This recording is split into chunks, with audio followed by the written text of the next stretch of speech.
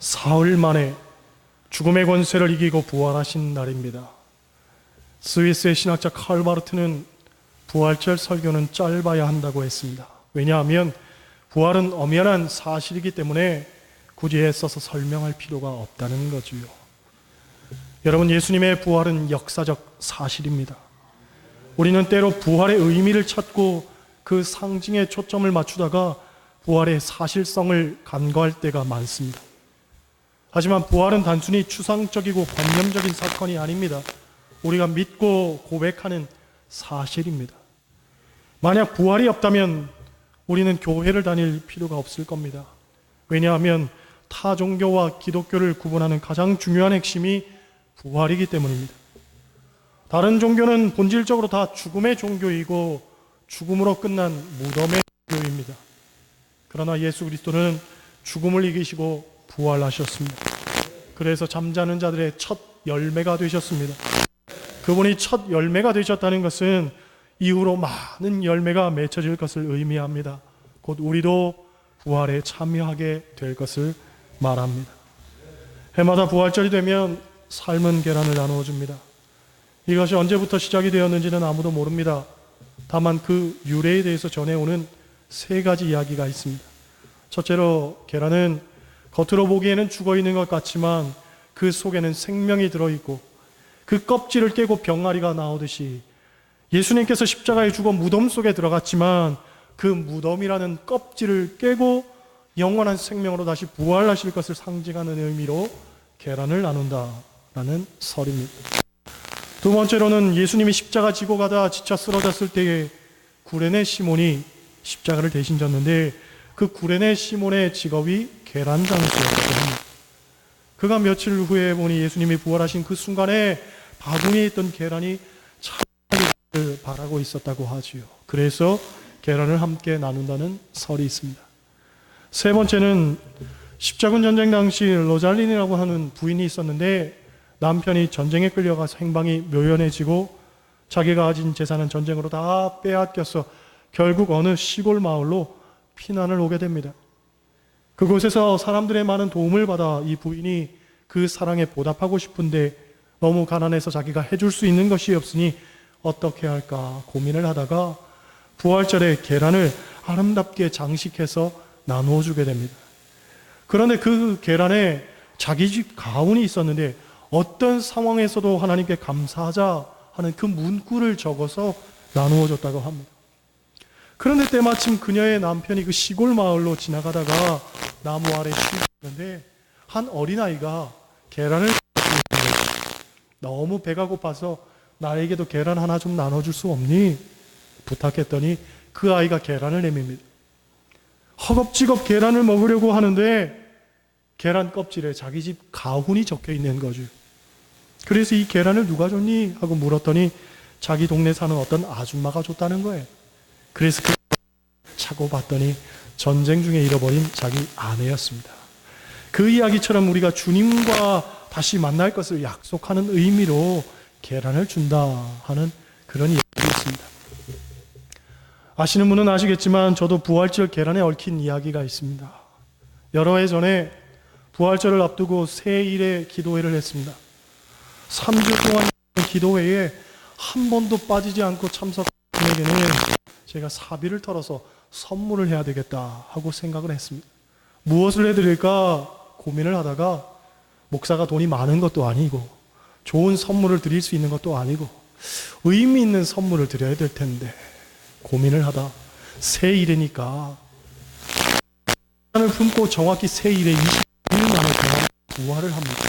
그래서 거기에 착안을 해서 3주 동안 빠지지 않은 분에게는 계란 한 판씩 드려야 되겠다고 생각을 했습니다.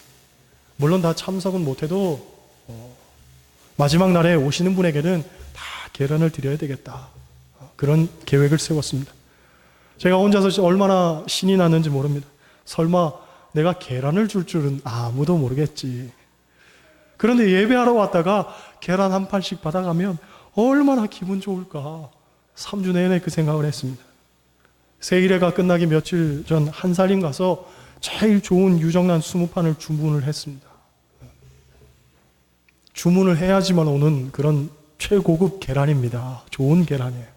그걸 받아 들고서 제가 소예배실 입구에다가 딱 갖다 놨습니다. 새벽에 예배 드리고 나가시다가 한 판씩 받아가도록 세팅을 잘 해놓은 거지요. 그런데 그 전날 한 저녁 7시쯤 되었나 예배 준비하러 가는데 1층에 저희 어머니가 계란 박스를 들고 나오는 겁니다. 뭐예요? 물었더니 계란 삶고 있다는 거지. 무슨 계란요? 물으니까 지하에 있는 계란요. 그러는 거. 제가 그 순간 얼마나 당황하고 속이 상했던지. 그건 부활절 계란이 아니에요. 제가 선물로 드릴 계란인데. 그리고서는 쫓아 내려갔더니 이미 계란은 다 삶아지고 남은 건 아무것도 없었어요. 3주 동안 설레고 기대했던 게 한순간에 물거품이 된 거지요. 마지막 날 제가 선물 주겠다고 얼마나 홍보를 했는데 순간 실없는 사람이 되고 마는 거죠. 그러니 아마 그때 최금락 권사님이었을 겁니다. 권사님 하시는 얘기가 목사님 삶은 계란이라도 줘요. 그런데 삶은 계란 30개씩 받아들고서 도대체 이걸 어디다 써요. 당혹스럽고 황당했는데 덕분에 부활절만 되면 그 생각이 납니다.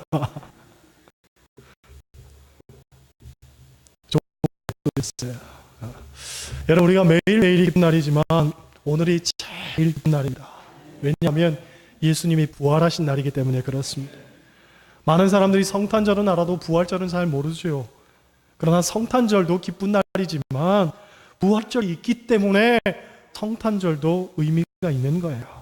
그래서 성탄절이 예수님의 생일날이라면 부활절은 교회의 생일날이다. 그런 이야기가 있습니다.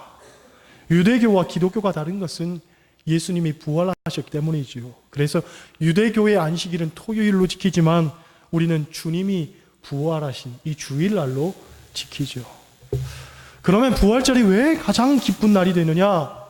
그것은 인류가 승리한 날이기 때문에 그렇습니다. 어느 특정 인만이 승리한 게 아닙니다. 인류의 승리입니다. 여러분 인류의 공공의 적은 무엇입니까? 바로 죽음입니다. 죽음. 누구나 죽음 앞에서는 떨 수밖에 없죠. 겉으로는 아닌 척해도 죽음 앞에서는 두려워할 수밖에 없는 존재가 사람입니다. 인류 역사상 이 죽음의 문제를 해결한 사람은 아무도 없습니다. 우리가 잘 아는 중국의 진시황도 죽음 앞에서 떨다가 불로초를 구하려고 선남 선녀 3,000명을 동방으로 보냈다고 하죠. 그 동방은 우리나라라고 하는데 결국 불로초는 존재하지 않았습니다. 그도 나이 50을 넘기지 못하고 죽었습니다. 세상에서 가장 오래 산 사람으로 기네스북에 오른 사람이 125세까지 살았다고 합니다. 하지만 아무리 오래 산 사람도 결국 죽을 수밖에 없는 겁니다. 그러니 사람은 누구나 죽음에 대한 두려움을 갖고 사는 겁니다. 어느 교회에 장로님 한 분이 계셨습니다.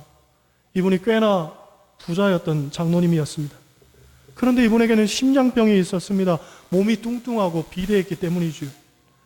어느 날 갑자기 심장이 마구 조여드는 듯한 통증이 있어서 급히 병원에 입원을 했습니다. 장로님이 병원에 입원했다는 소식을 듣고 그 교회 담임 목사님이 급히 병원에 신방을 갔죠. 그런데 조금 후에 병원 원장 선생님이 간호사를 데리고 와서 장로님 눈꺼풀도 뒤집어 보고 가슴에 청진기도 대고 손으로 배도 왔습니다. 그러더니 원장 선생님이 간호사에게 하는 얘기가 간호사 빨리 장의사 불러와 그러는 거죠. 장로님이 그 이야기를 듣고 깜짝 놀랍니다. 직감적으로 이제 삶이 얼마 남지 않았다는 걸 알 수 있었습니다. 원장 선생님이 나가신 후에 마음을 진정시킨 다음에 옆에 있던 목사님에게 종이와 펜을 가져와 달라고 부탁을 합니다. 그러면서 하는 얘기가 목사님 그동안 제가 하나님 은혜로 축복도 많이 받고 귀한 장로 직분도 받았는데 뒤돌아보니 하나님께 너무 인색했던 것 같습니다. 제가 이제 삶이 얼마 남지 않았는데 그동안 못했던 건축 헌금이라도 좀 하려고 합니다. 그러니까 종이에다가 건축 헌금을 작정을 하겠습니다. 숫자로 2를 쓰더니 동그라미를 8개를 그리는 거예요. 동그라미가 8개면 얼마입니까? 동그라미 8개면 얼마예요? 예? 잘 모르시네요. 1억입니다. 1억. 1억을 작정한 거예요. 1억을. 그 장로님이 다시 한번 동그라미 숫자를 확인한 다음에 거기다 자기 이름을 쓰고 서명을 딱 했습니다. 그러면서 목사님에게 이 종을 해주면서 이 금액을 하나님께 제가 바치겠습니다. 서운했지. 그런데 잠시 후에 원장 선생님이 젊은 의사를 데리고 간호사와 함께 방으로 들어왔습니다. 원장 선생님이 젊은 의사를 보고 지시를 합니다. 장 의사, 이 환자는 회복이 빨라. 1, 2주면 퇴원해도 될 것 같은데 이렇게 저렇게 치료해가지고 빨리 내보내. 그러는 거죠. 알고 보니까 이 젊은 의사의 성이 장 씨였습니다. 그래서 장 의사였습니다. 장로님이 휴 하고 한숨을 내쉼과 동시에 목사님을 찾습니다. 목사님. 죄송하지만 아까 제가 써준 종이 좀 다시 볼까요? 목사님이 종이를 내밀었더니 장로님이 이야기하는 겁니다. 제가 아까 정신이 혼미해가지고 동그라미 하나를 더 그린 것 같아요. 요거 하나만 지울게요. 다른 사람한테도 기회를 줘야지요. 그러면서 탁 지우더라는 거예요. 여러분, 사람은 죽음 앞에서는 누구나 겸손해지고 진실해집니다. 구두쇠도 마음이 열리죠. 그렇죠? 왜? 사람은 다 죽음을 두려워하니까. 그런데 이 죽음의 문제를 예수 그리스도께서 해결해 주셨다는 거예요. 할렐루야. 그러니 오늘이 인류의 승리의 날이요, 우리에게 가장 기쁜 날 아니겠습니까? 본문을 보면 엠마오로 가는 두 제자에 관한 이야기가 나옵니다. 두 제자 가운데 한 사람의 이름은 글로바이고 다른 한 사람의 이름은 소개가 되어 있지 않습니다. 그래서 많은 성경학자들이 글로바의 친구라고 명명을 하죠. 그런데 제 개인적으로 다른 한 사람의 이름은 누가가 아니었을까 생각을 해봅니다. 왜냐하면 오늘 이야기를 누가가 소개하고 있는데 너무나 자세하고도 확실하게 이야기하는 것으로 봐서는 누가 자신이 그걸 보고 체험했지만 조금은 부끄러운 고백이기 때문에 겸손하게 자기 이름을 감추었을 것이라고 생각을 합니다. 물론 지극히 개인적인 생각입니다. 아무튼 이들은 엠마오로 가고 있었습니다. 왜 엠마오로 갔는지 또한 성경은 기록하고 있지 않기 때문에 정확히 알 수는 없지만 예수님의 죽음 이후에 시르이에 빠진 제자들이 다 고향으로 돌아가고 있다는 이야기에 비추어 보면 이 글로바의 고향이 엠마오였기 때문에 고향으로 돌아가고 있었던 것은 아닐까 추측을 해봅니다. 이런 불확실한 내용들을 차치하고 우리가 알 수 있는 정확한 정보는 그들은 시리에 빠져 있었고 매우 낙담했다는 거죠. 예수님의 이 부활에 대한 이야기를 듣기는 했지만 너무나 허무맹랑한 이야기로 치부해 버리고 있었습니다. 그런데 재미있는 것은 그 이야기를 할 때에 그들과 함께 동행하던 또 한 사람이 있었는데 바로 부활의 주님이었습니다. 하지만 이들은 예수님을 알아보지 못했죠. 왜냐하면 16절 말씀 보면 그들의 눈이 가리어져 있었기 때문이라고 합니다. 왜 눈이 가리어져 있었을까? 성경학자들은 이것을 여러 가지로 해석하지만 제가 생각할 때는 아마도 편견 때문이었을 것이라고 봅니다. 돌아가신 분이 어떻게 여기 이 자리에 있을 수 있겠는가? 그렇게 생각했던 거죠. 하지만 예수님은 성경대로 부활하셨습니다. 예수님이 부활하실 것은 성경이 끊임없이 예언하고 있었고 또 예수님 당신이 살아계실 때에도 이미 여러 번 말씀하셨죠. 나는 부활이요 생명이니 물은 나를 믿는 자는 죽어도 살겠고 살아서 나를 믿는 자는 영원히 죽지 아니하리라. 분명히 그렇게 말했는데도 믿지를 못했던 거예요. 왜냐하면 내 생각과 내 상식에는 전혀 안 맞는 일이기 때문입니다. 예수님의 부활에 대해서 믿지 못하는 이들은 이런저런 가설을 주장합니다. 어떤 이들은 예수님이 실제로 죽은 것이 아니라 기절했을 뿐이라고 말합니다. 또 어떤 이들은 예수님의 제자들이 예수님의 시신을 훔쳐가 놓고서는 예수님이 살아계셨다고 거짓된 낭설을 퍼뜨린다고 하지요. 또 다른 이들은 예수님이 부활하신 것이 아니라 그의 제자들이 그저 환영을 본 것일 뿐이다, 환상을 본 것일 뿐이다, 그렇게 말하기도 합니다. 성경을 보면 이것들을 반박할 만한 사실들과 증거들이 무수히 많이 있습니다. 하지만 그들에게는 어떤 증거를 내놔도 믿지를 않겠죠. 왜냐? 우리가 보고 체험한 것을 말해도 역시 들리지 않을 겁니다. 아니, 지금 눈앞에 있는 기적을 보여줘도 그것이 보이지도 믿어지지도 않을 겁니다. 왜냐? 내 입맛에 안 맞으니까. 내 상식에, 내 생각에, 내 경험에는 전혀 이해가 안 되는 일이기 때문에 그 어떤 증거를 내밀어 줘도 안 믿는단 말이죠. 안 믿기로 작정했기 때문에 안 믿는 거예요. 부활의 아침, 이 부활의 복된 소식을 전하는 이곳에서도 여전히 안 믿는 사람이 분명히 있을 겁니다. 그런 일들은 보지도 못했고 듣지도 못했고 내가 생각하는 기준과 상식에는 전혀 안 맞으니 다른 말씀은 내가 믿어도 이것만큼은 내가 믿지 않겠노라, 그렇게 생각하는 분들이 분명히 있을 겁니다. 엠마오로 가던 제자들도 그랬습니다. 예수님을 알아보지 못했습니다. 부활을 믿지 못했습니다. 그렇게 이 세 사람은 길을 가면서 이런저런 이야기를 나누게 되죠. 그런데 대화는 점점 예수님과 닮은 사람이 주도하게 됩니다. 그 사람은 구약 성경의 내용들을 자세하게 풀어서 설명을 해줍니다. 글로바와 그의 친구는 성경의 내용을 들으면서 마음이 뜨거워지는 것을 느낍니다.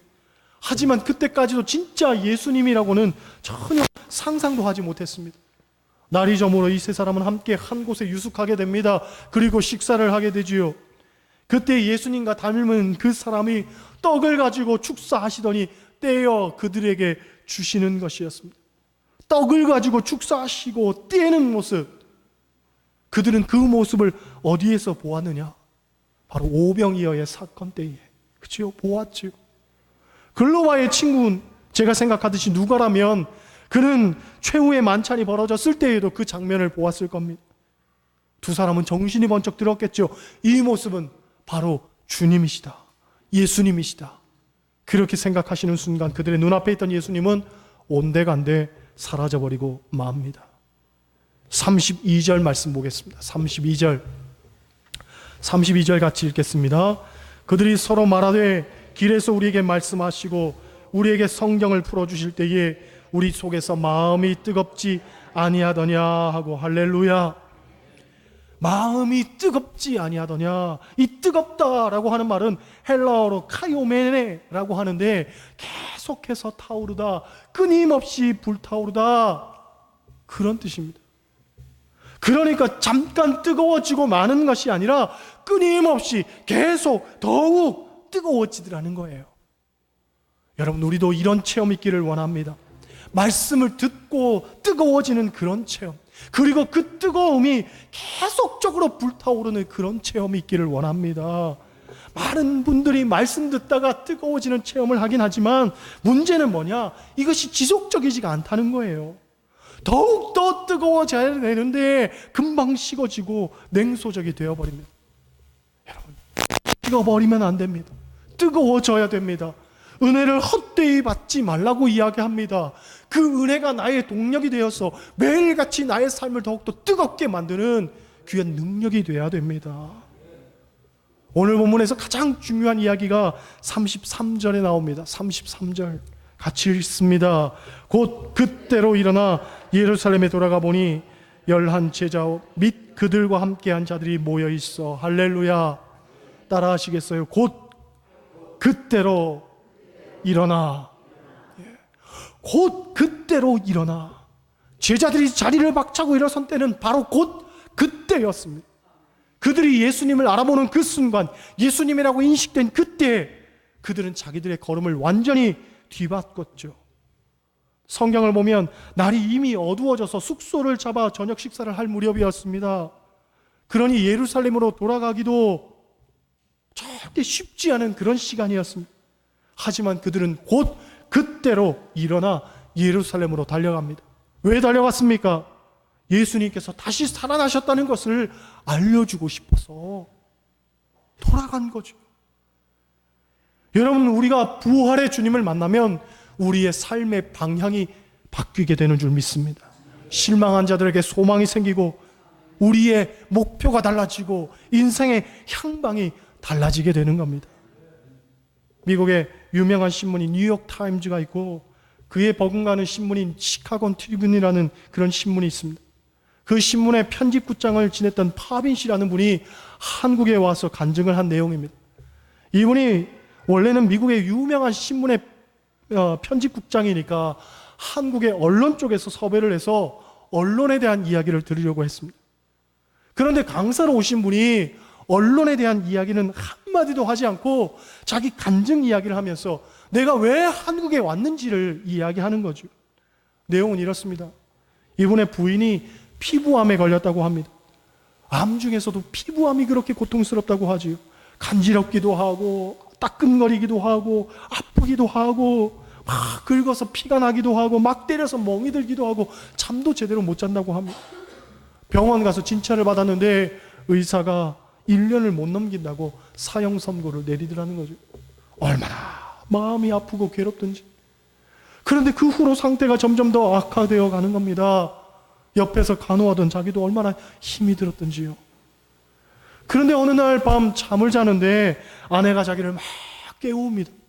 새벽 한 2시, 3시쯤 되었나 막 자기를 깨우면서 호들갑을 떨더니 꿈에 예수님을 만났는데 부활의 주님이 내가 내 병을 고쳐주마 하시더라는 거예요. 그래서 자기 병이 나을 거라고 막 호들갑을 떨더라는 거지요. 그 모습을 보니까 마음이 더욱 괴롭고 아팠습니다. 왜냐? 부인이 이제 너무 아파서 정신이 혼미해져서 헛소리까지 하는구나. 그런 생각이 들더라는 거죠. 이젠 정말 마음의 준비를 해야 되겠구나. 눈물이 쏟아지더라는 거예요. 그런데 그때로부터 한 주, 2주 지나는데 피부암이 점점 좋아지는 거죠. 한 달이 가고 2달이 가면서 눈에 띄게 확연히 좋아지더라는 거예요. 그런데도 이분이 믿지를 못했습니다. 다시 발생하겠지. 일시적인 현상이겠지. 저러다가 갑자기 최악의 상황이 벌어지겠지. 의사가 1년도 못 산다고 했는데 그런데 1년이 지났는데 죽기는커녕 정말로 깨끗하게 나아 있더라는 거지요. 그러니 그제서야 느껴지는 거예요. 아, 하나님 살아계시는구나. 부활의 주님이 살아계시는구나. 그렇게 하나님 살아계신 것이 느껴지니까 도저히 가만히 있을 수가 없더라는 거예요. 주님 위해서는 살지 않고서는 견딜 수가 없더라는 거지요. 그래서 가난한 사람, 고통받는 사람들을 위해서 세계를 다니면서 의료 선교를 하다가 한국까지 오게 된 거예요. 그리고 언론이 그분을 강사로 모셔서 언론에 대한 이야기를 들으려 할 때에도 자기 신앙 간증만 한 거지요. 어떤 정보를 주느냐보다 더 중요한 것은 하나님 살아계시고 부활의 주님 살아계신다는 그것을 전하는 게 가장 중요한 일이라는 거지요. 여러분, 부활의 주님은 살아계십니다. 이것을 분명히 믿으시기를 소원합니다. 영국이 자랑하는 성경 주석가 바클레이는 예수는 책 속의 인물이 아니라 지금도 살아계신 분이다 하고 수도 없이 강조합니다. 그렇습니다. 예수 그리스도는 엠마오로 가던 제자들에게만 함께 하시는 분이 아닙니다. 여러분도 함께 하십니다. 저뿐만 아니라 여러분 바로 한 사람도 같이 하십니다. 그러므로 여러분의 눈이 열리기를 원합니다. 부활의 주님이 보여지기를 원합니다. 그리고 보여지는 즉시로 그때로 일어나 여러분은 삶의 향방을 바꾸시기를 원합니다. 이제는 실망하지 말고 낙심하지 말고 부활의 기쁨을 갖고 주님과 함께 동거하는 여러분 되어서 이 부활의 주님 안에 여러분의 삶이 온전히 달라지시기를 주님의 이름으로 간절히 축원합니다. 기도하시겠어요?